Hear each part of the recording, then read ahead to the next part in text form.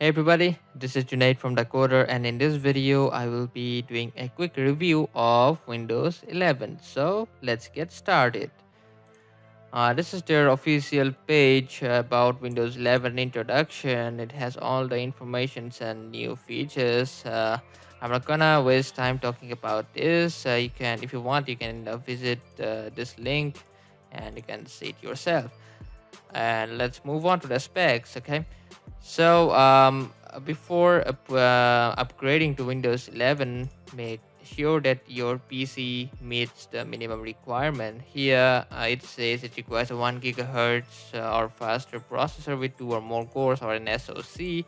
But what they don't say is you will also need, mm, in case of Intel processor, it should be 8th generation or newer, and in case of AMD processor it should be second generation Ryzen chip or newer, as far as I know, but please confirm it from other sources.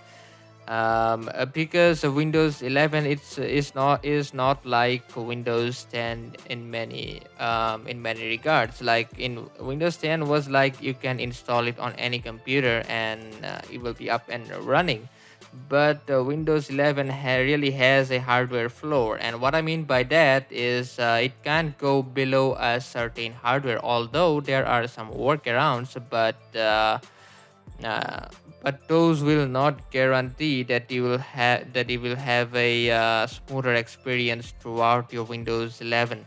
What I personally feel is you might hack or bypass something, and then in a future update that might break, and your CPU, I mean your computer, might break out.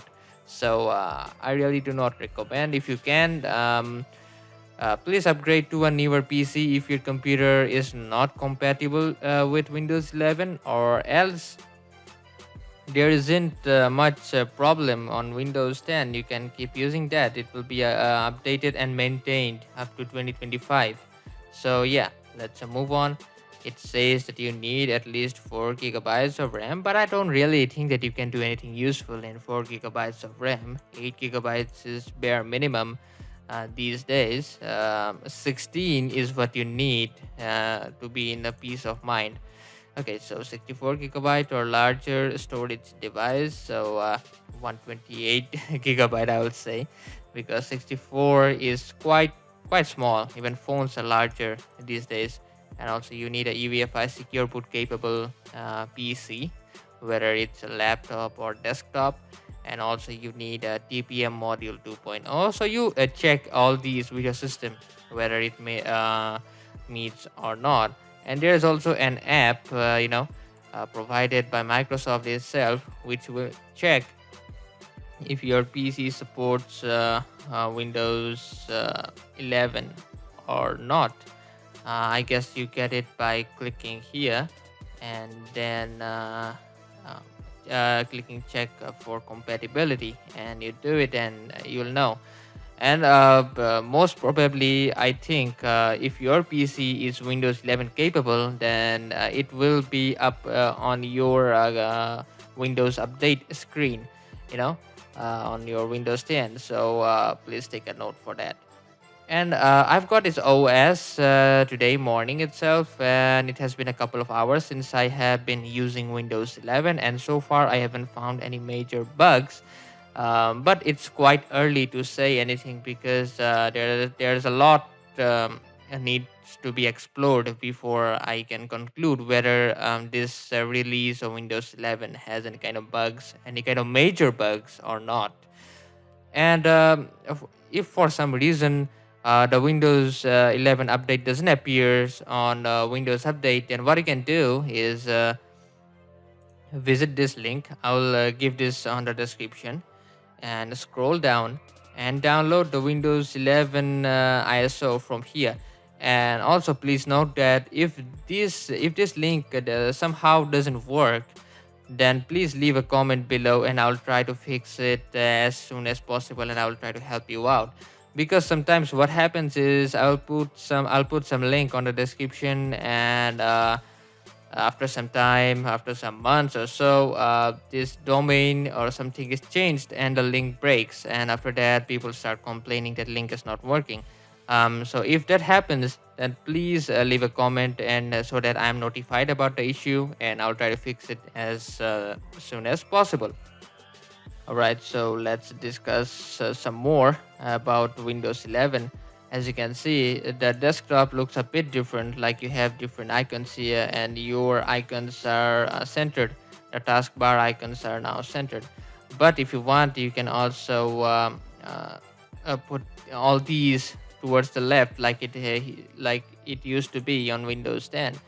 So if you change this alignment to left, then you see everything is now towards the left, like Windows 10. But I'll keep it centered.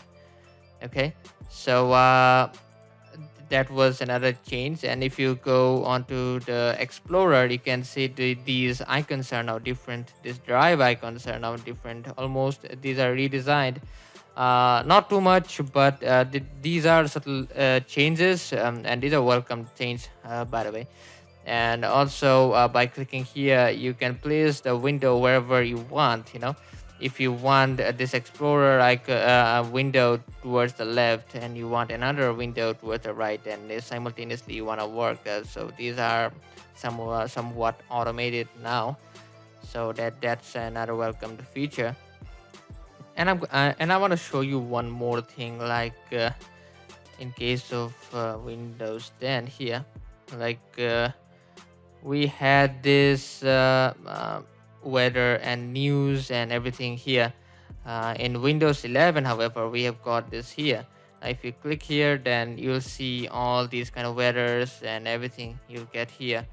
So it has been moved towards the left now, and by clicking here you can create desktop, or you can cycle through all the apps, all the running apps, and from here you can search anything. And this is the start menu, and the start menu is also redesigned, and some people are not liking it, but I don't know, but I'm liking it.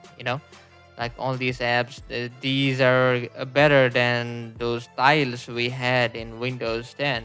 They would take up a lot of space, and also sometimes clicking them would not launch that particular app. So this is a pretty good change in my opinion. And if you click on all apps, then you see all the installed apps like before.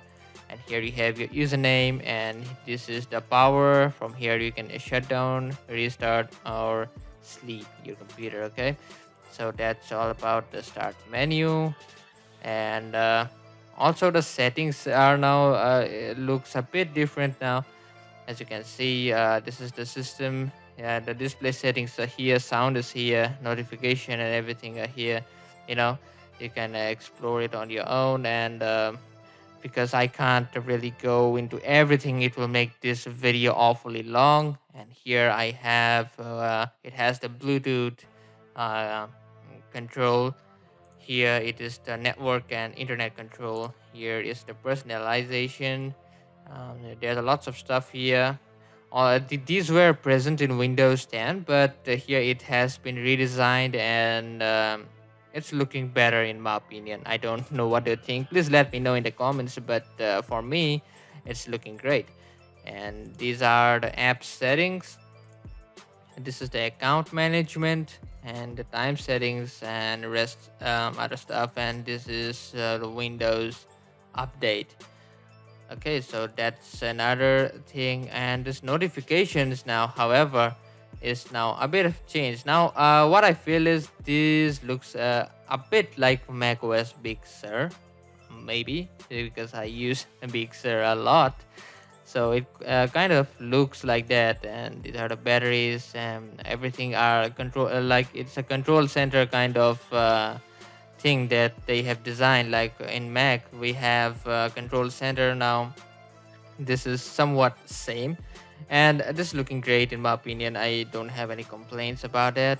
I used to get everything here previously on Windows 10. These were same, but this redesign is great in my opinion. And these are the hidden icons and everything so far. So yeah, that's it for this video, guys, and this is a very quick review. I know the lots of things are omitted here because I need to explore them for myself, and then I'll try to make a video explaining all these and also report bugs if I get any.